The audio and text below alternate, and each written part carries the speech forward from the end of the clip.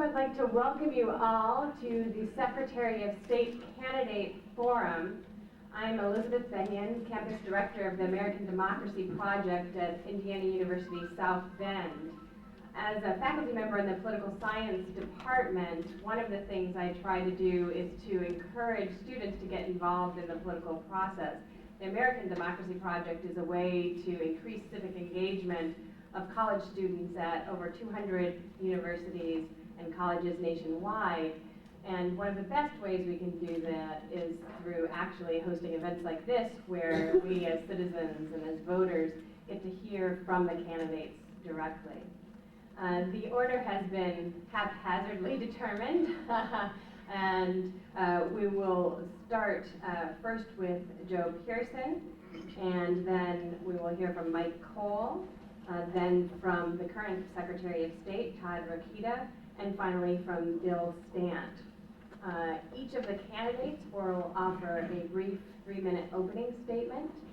We will then have questions for the candidates, which they will answer in turn, with the first answer rotating among the candidates.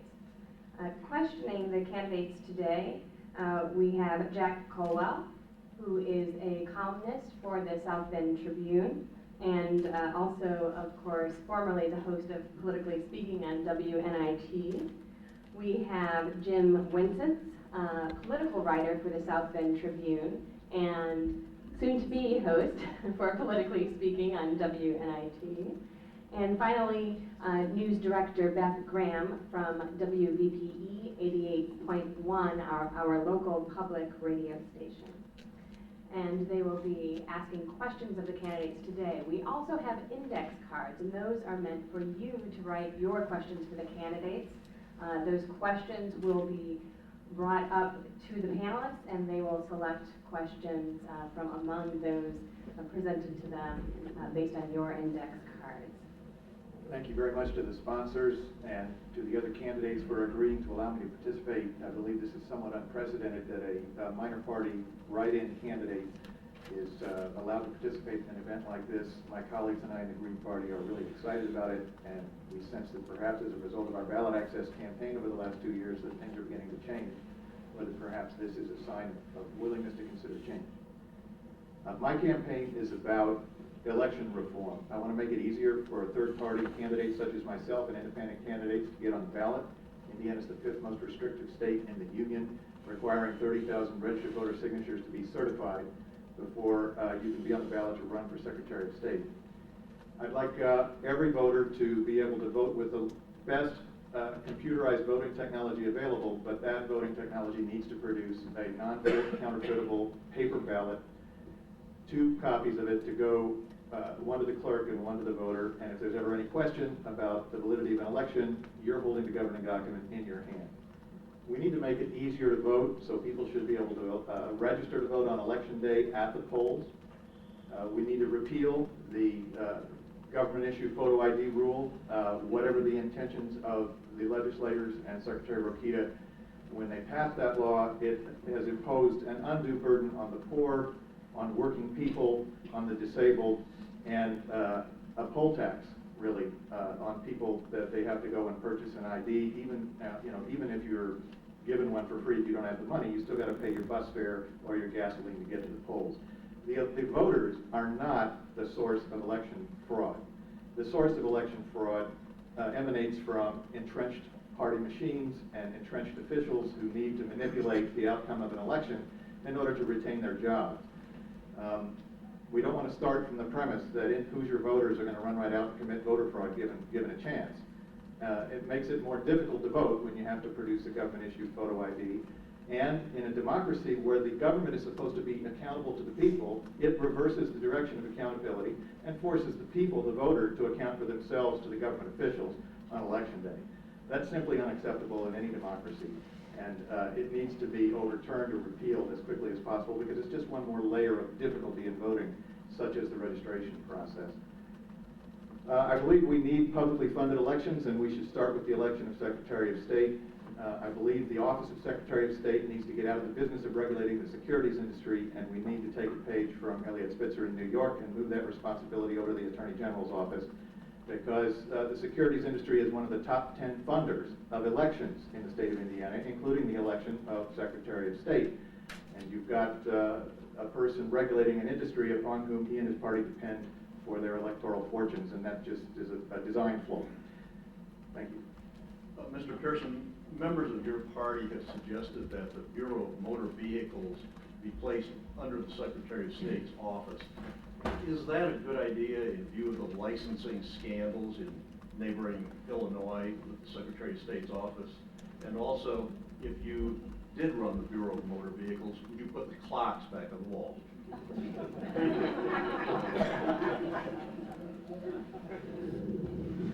Well, I'm surprised, but I agree with Secretary Rokita. Leave the motor vehicle license bureaus where they are, reopen the ones that were closed unjustifiably and unnecessarily and in a discriminatory manner towards certain classes and races of people by the governor's budget cuts. And let's let the Secretary of State focus on real election reform. We want to move some of these hodgepodge components over which the Secretary of State has authority out from under the Secretary of State's authority so that the Secretary of State can focus on elections. The highest election official of a state in a federal republic of states, that's a sacred trust. And there's plenty of work to be done to keep the Secretary of State busy. Just making sure that voting machines can't be hacked into by people that own voting machine manufacturing companies who promise the election to a particular candidate publicly.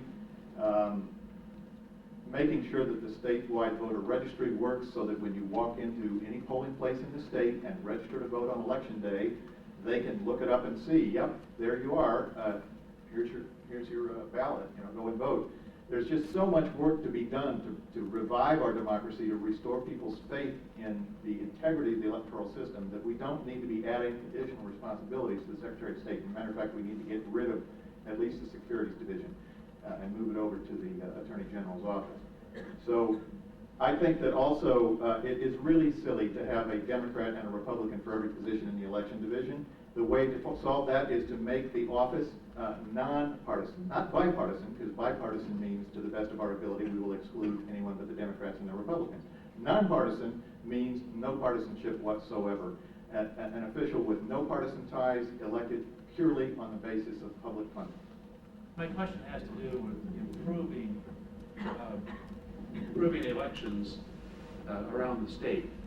The state's first Tuesday voter registration system has been criticized by some, including the county officials here, because it's a voter identification system, and it is felt that it doesn't work as well as the voter identification system that the county runs. So consequently, in the last election, they ran both systems side by side.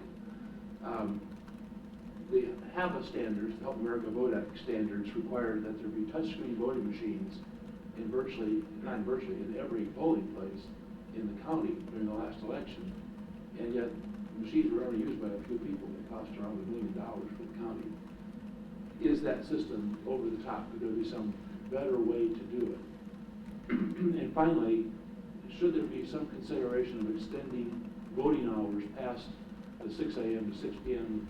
thing we have now, or possibly even have elections on weekends? I think the way to improve elections around the state, once again, is to make it easier to vote for everybody. In terms of the hours, I have no problem running the election for 2 days, but again, we have to coordinate events with the federal elections, and we're talking about constitutional amendments here, which are fine with me, but it's a national issue if we go to more than 2 days. So what I would prefer to see is the state of Indiana to notify all employers in the state that they are required to give their employees plenty of time to go and vote, and any punitive sanction imposed on an employee for going to vote would be severely, in turn, sanctioned by the state of Indiana. It's more important that you be allowed to vote than that you are at every hour of work on election day. So we need longer hours at the polls. I support that. And I think we need uniformity.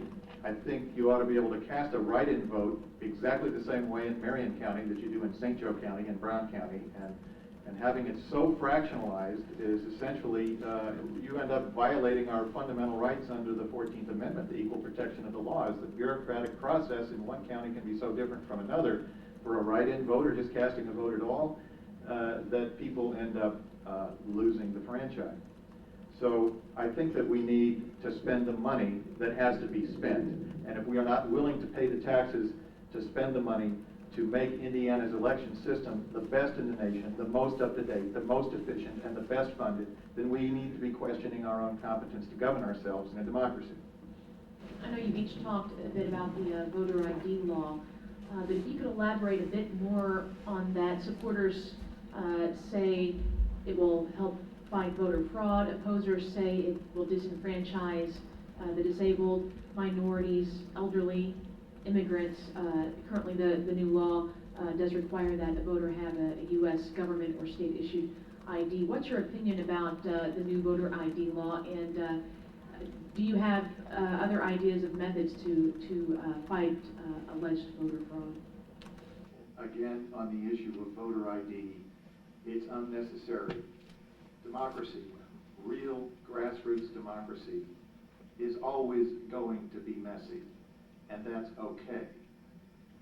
If we have to have a recount, a paper ballot, counting one ballot at a time, and it takes a week, well, if we really are serious about democracy, that's okay too.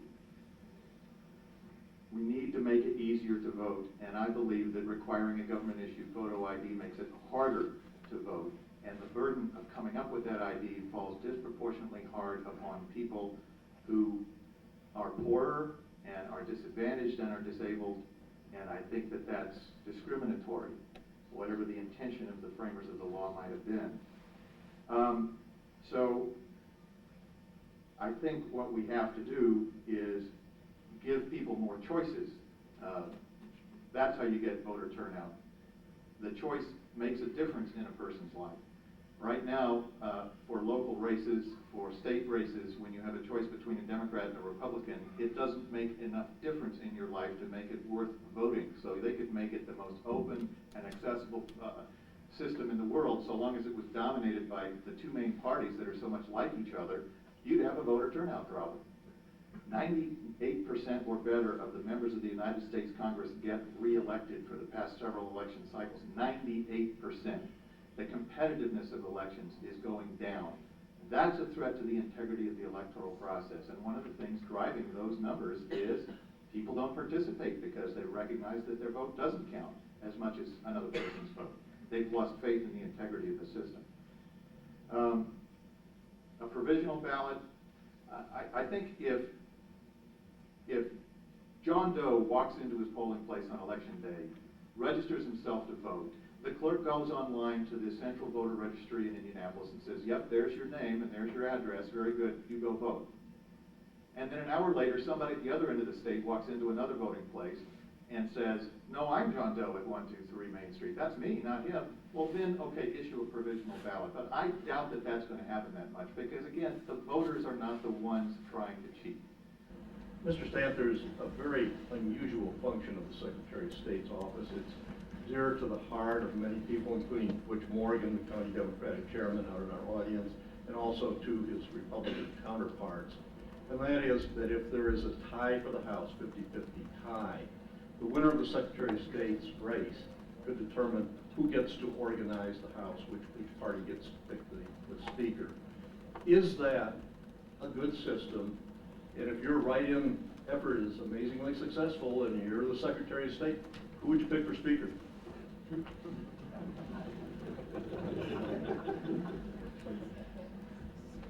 I would not pick Vern Tincher.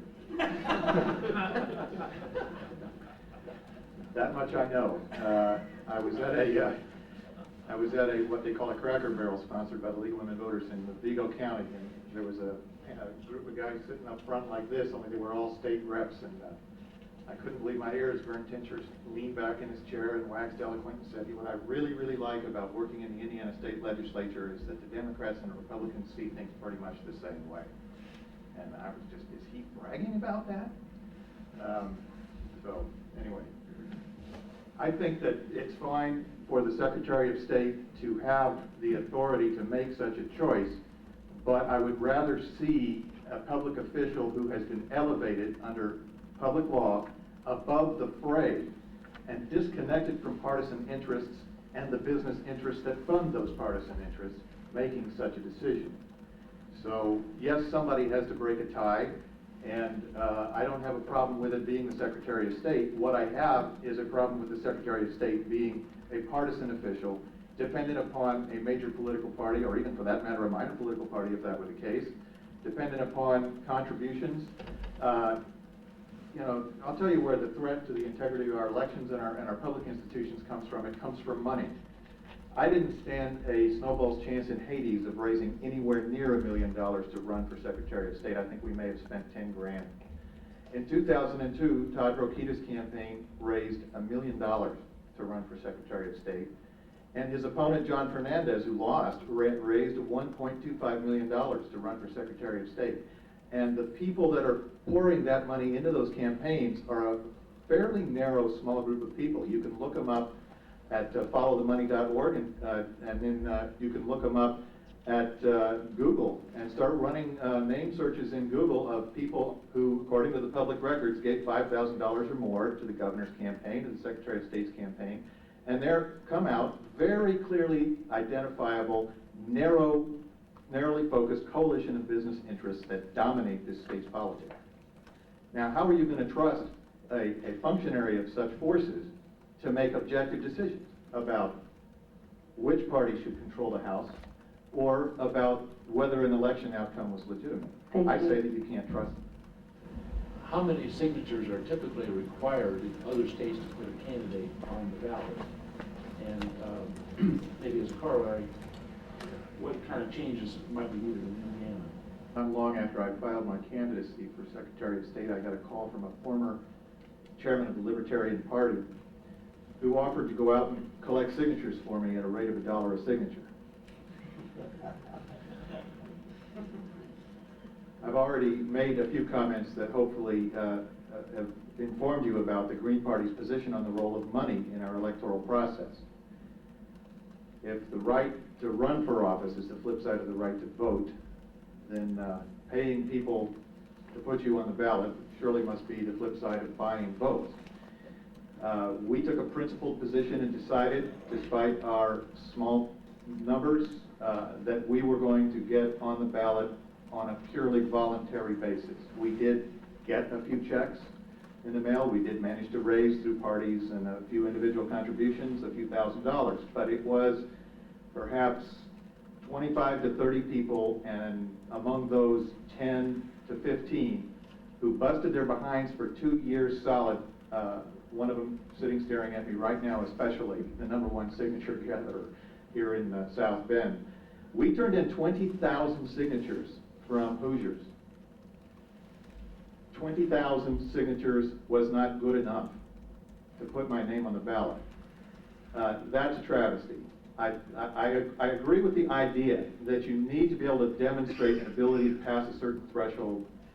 1/2 of 1%. Right now it takes about 30,000 registered voter signatures, but the problem is you can't just collect 30,000 and turn them in, because the county clerks go through, and if they're not properly registered, they reject the signature. And we got maybe a 60–70% approval rating from the county clerks. And that means you've got to turn in upwards of 50,000 signatures to get 30,000 signatures approved. So I think if 5,000 registered voters sign the Candidate 19 ballot access petition form, that's a big enough group of Hoosiers for the government, for the legislature to respect their interests, their wishes, and put the person for whom they signed that petition on the ballot. Without voter ID, how do we prevent the dead from voting? Citizens in a democracy, by definition, require a certain amount of civic virtue. And on that basis, they extend to one another the benefit of the doubt. We don't do that in this country. We're afraid of one another. We think you're going to cheat. That's why we don't think you are who you say you are when you show up at the polls. That's why we're willing to reverse the lines of accountability and force an individual citizen to prove who he says or she says they are to a government official. In a real democracy, the lines of accountability run in the other direction. And if we're going to require citizens to prove to some local public official that they are who they say they are, then that citizen ought to have a right to first require that that local public official prove to him that he or she is who they say they are. Now, I tried that at the polling place at Helmsburg School in Brown County, and they got upset with me. I said, this is, you know, and then they came up to me and accused me of campaigning inside the polling place, which was a valid charge, and I stopped. Modern technology makes it possible to remove the dead from the voting rolls, okay? But we're not willing to put the money into it because we've been pandered to about taxes and about big government. Yes, there were a number of the folks who wrote their questions on the cards asking about voter turnout, how to perhaps enhance it. And the Secretary of State has just recently announced voting centers in Lafayette on city elections where you would not go to your traditional precinct polling places, but to a polling center such as an auditorium, school, something such as that. And I was wondering, and the questioners were wondering, would that enhance turnout or would it maybe curtail it? I don't know what it would do. I think the Secretary Rokita made a good point when he said that they attempted to make voting more accessible and it didn't seem to increase turnout.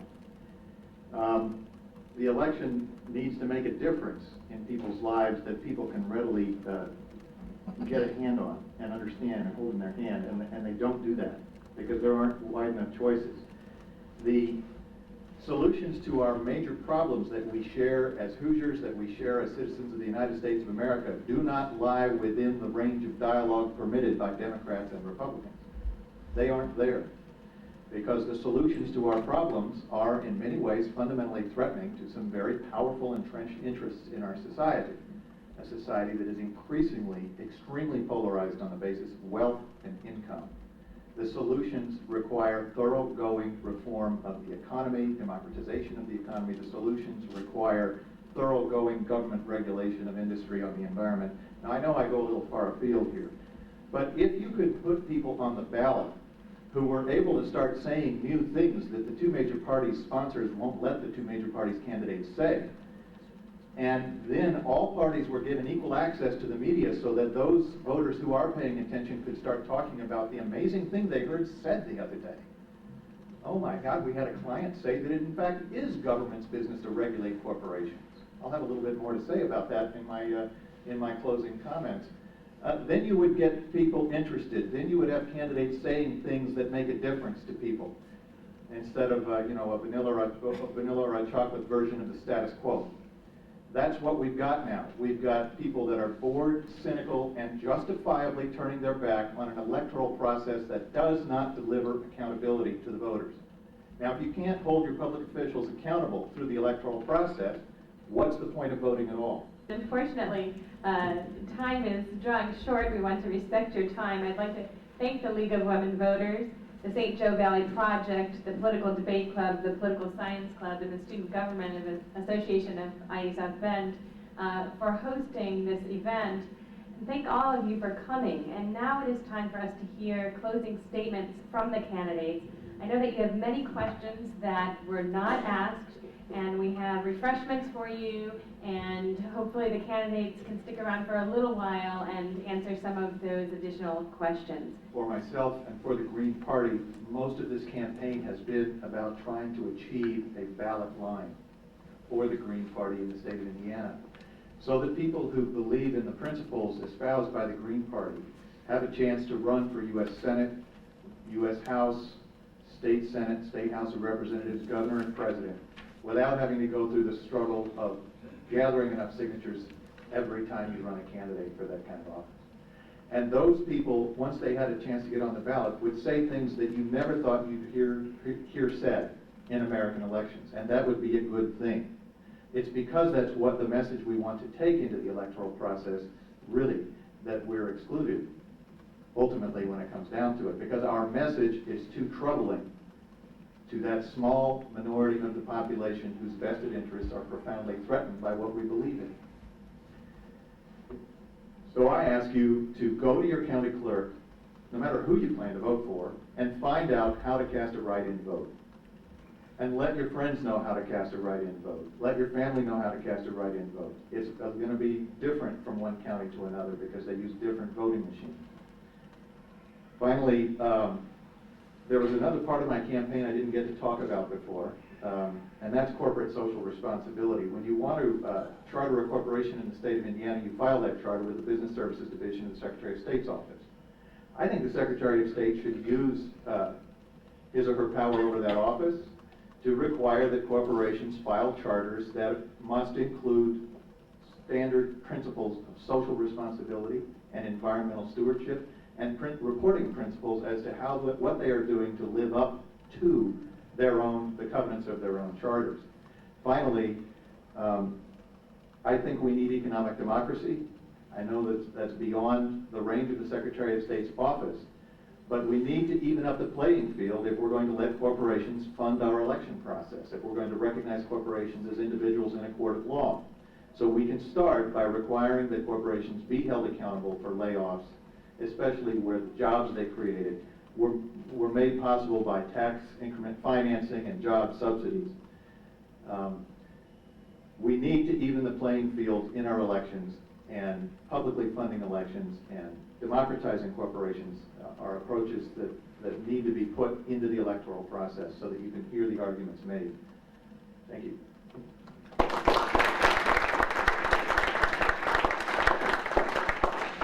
I'd also like to thank our panelists, Jack Colwell, Beth Graham, and James Winsett from the local media, and we're so happy that they could be here with us.